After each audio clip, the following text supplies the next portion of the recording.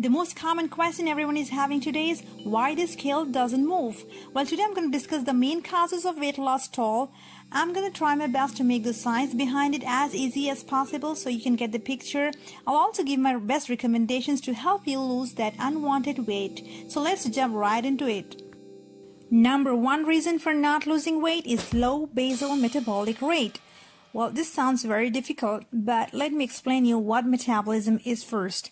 Whatever we eat, it's converted into energy by the body. This process is called metabolism.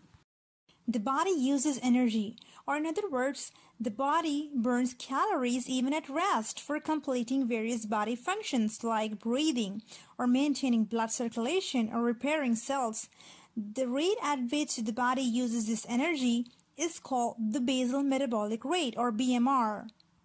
This means that even when you're not doing anything, you're burning calories at a specific rate. This rate is maybe low in your body due to some hormonal changes or due to low muscle mass or maybe some medications you're taking. So you want to increase your BMR in order to lose weight. How do you do that?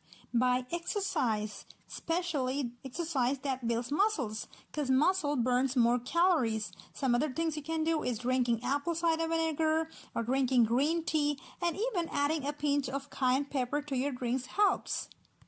Number two reason for not losing weight is high basal insulin levels. We all know that insulin spikes causes our body to store fat. Let's delve deeper into this.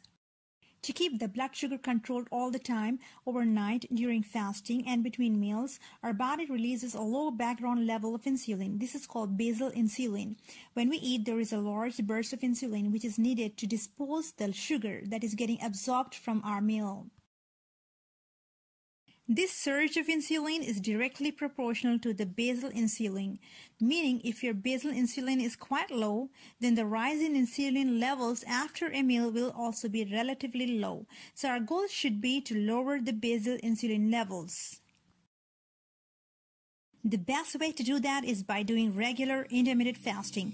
This is because digestion of any food, be it protein or carb or fat, raises insulin levels. And if you fast, then the insulin levels drops.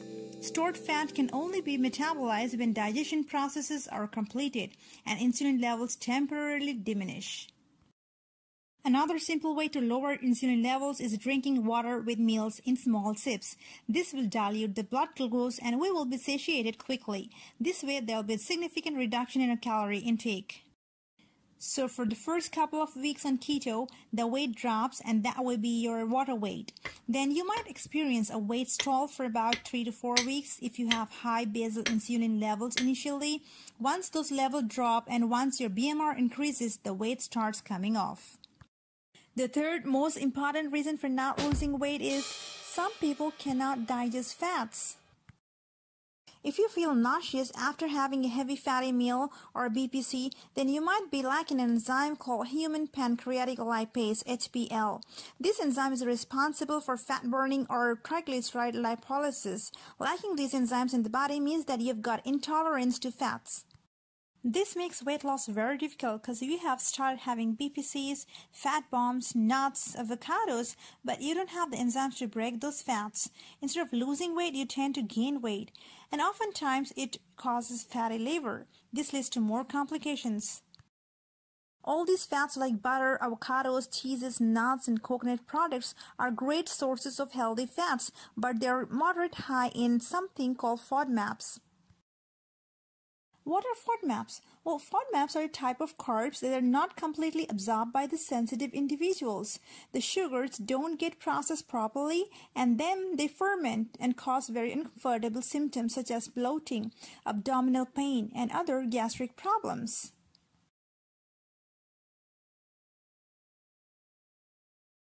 So what can we do in such situations? Well, you can either supplement with a digestive enzyme that has lipase to help break down those dietary fats, or you can slowly build up your fat intake. For example, let's say you're taking coconut oil in your diet. Start with 1 teaspoon a day and then slowly build it up to several tablespoons.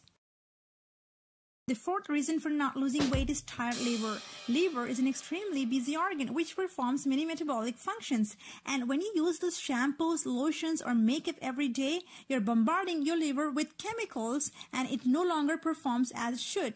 Every organ of the body gets affected and weight loss efforts are stalled. So you might want to consider throwing all those chemicals and detox your liver. One of the easiest ways to detox your liver is to drink warm water with few drops of organic lemon juice first thing in the morning. The last reason for not losing weight is most of us don't compensate for the lost pounds by reducing energy intake. Once we lose some weight, we need to recalculate our macros and reduce our food intake. We need to increase our activity level, then only we have a better chance of losing weight again after a plateau. Remember, the reason it's so hard to get rid of the fat in your body is the visible fat you see in your body, especially around your middle, appeared after you gained fat inside your body for years. And when you start to lose weight, your body gets rid of the fat that's stored inside your body first. So your belly stays while your clothes start to fit better and your muscles tighten up. So keep going. Your belly fat will eventually be used up as well. Thanks for watching.